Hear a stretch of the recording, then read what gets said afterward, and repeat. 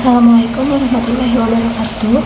Alhamdulillahirrahmanirrahim. Segala puji bagi Allah Subhanahu wa Ta'ala yang telah memberikan kita nikmat iman, kesehatan, serta kesempatan sehingga kita dapat melaksanakan aktivitas dengan baik hingga saat ini.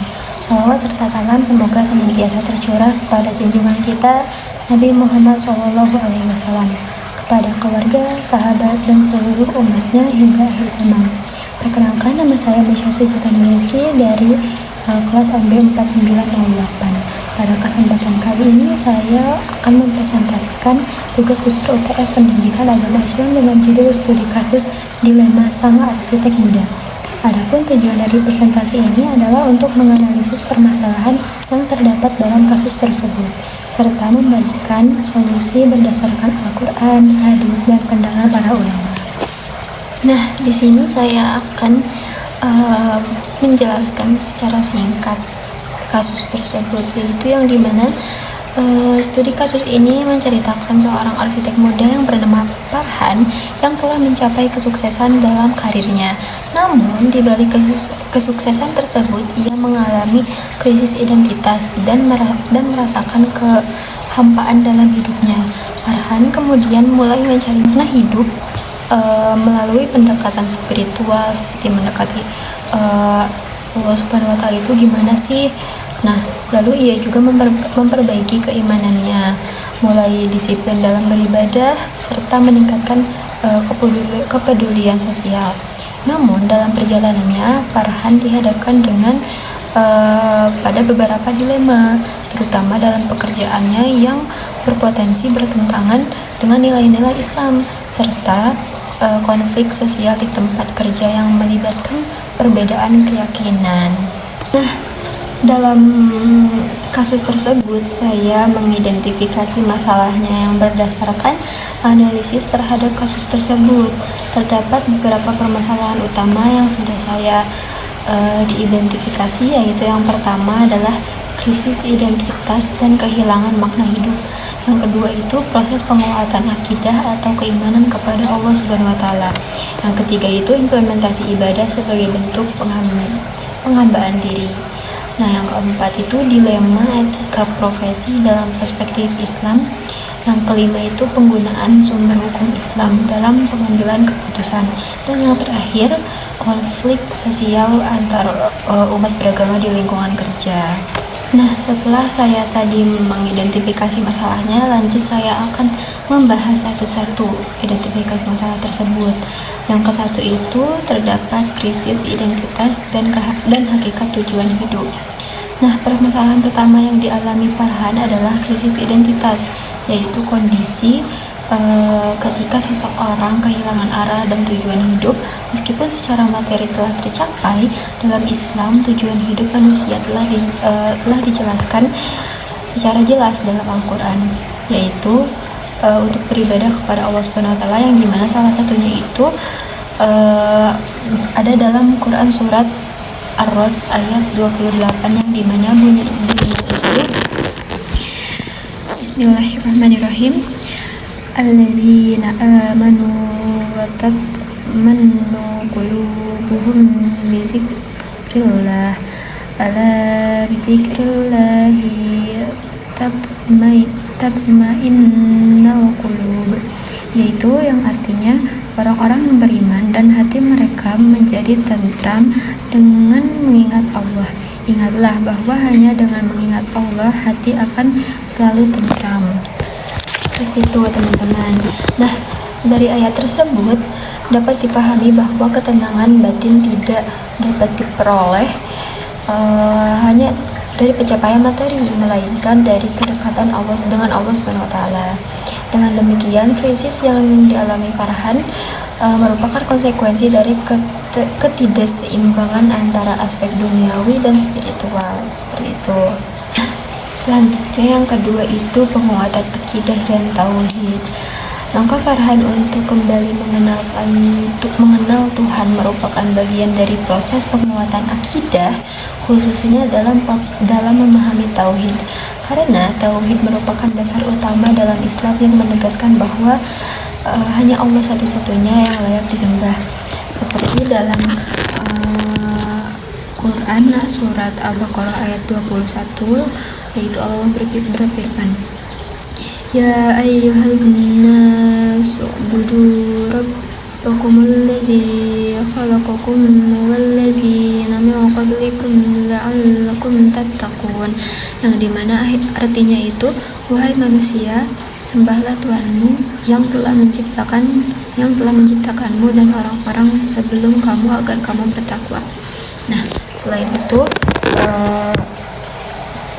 para ulama juga menjelaskan bahwa tauhid itu dibagi menjadi 3, yaitu ada tauhid rububiyah, yaitu meyakini Allah sebagai penciptanya. Yang kedua itu tauhid uluhiyah, yaitu mengkhususkan ibadah hanya kepada Allah. Yang ketiga, teman-teman, ada 4. Tauhid rububiyah, yaitu meyakini Allah sebagai pencipta. Tauhid uluhiyah, mengkhususkan ibadah hanya kepada Allah. Yang ketiga itu tauhid mulkiyah, yaitu penguasa yang mutlak. Dan yang terakhir itu tauhid asma wa sifat, yaitu meyakini sifat-sifat Allah. Nah, dalam konteks ini Farhan telah mulai memahami tauhid rububiyah dan perlahan mengarah kepada tauhid uluhiyah melalui ibadahnya. Nah, selanjutnya yang ketiga itu implementasi ibadah dan amal sosial. Setelah memperbaiki akidah, Farhan mulai menjalankan ibadah seperti sholat dan sedekah. Dan juga yang lain-lain juga bisa. Banyak cara untuk mendekati kepada Allah Subhanahu wa taala. Salah satunya itu seperti sholat. Hal ini menunjukkan bahwa iman harus diwujudkan dalam bentuk amal nyata, seperti Quran surat Al-Baqarah ayat 110 itu yang dimana disebutkan, dirikanlah sholat dan tunaikan zakat. Imam Al-Ghazali dalam pandangannya juga menjelaskan bahwa ibadah itu tidak hanya ritual, tetapi juga mencakup akhlak dan hubungan sosial. Dengan demikian, tindakan Farhan mencerminkan keseimbangan antara hubungan Allah dan juga hubungan dengan manusia, seperti itu. Selanjutnya yang keempat itu ada dilema etika profesi dan hukum halal dan haram.